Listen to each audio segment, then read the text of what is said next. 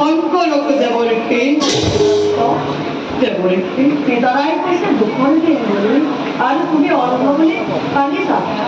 কথা কি কম দেৱৰীক্ষী মোৰ দুখৰ কথা মোৰ পুত্ৰ ধৃতৰাষ্ট্ৰ দৃষ্টিহীন তেওঁ আজি ৰজা হৈ কুৰুবংশৰ ৰাজসিংহাসন আৰোহণ কৰিছে যদিও দিগ্বিজয় কৰিব নোৱাৰে হেতুকে তেওঁৰ মনত আনন্দ নাই তেওঁৰ অশান্তিয়ে মোৰো অশান্তিৰ কাৰণ হৈছে বাৰু দেৱৰীক্ষী মোৰ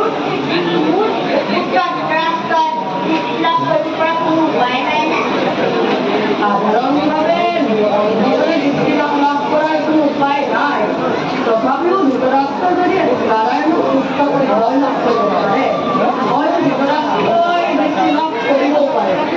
যদি সেয়া হয় তেন্তে নাৰায়ণক সুস্থ কৰাৰ ব্যৱস্থা মই কৰিম আপুনি মাত্ৰ মোৰ পুত্ৰ ধৃতৰাষ্ট্ৰ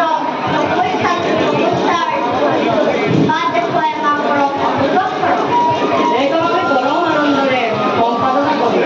ধৃতৰাষ্ট্ৰই যদি দৃষ্টি লাভ কৰে জগতৰে পৰম মংগল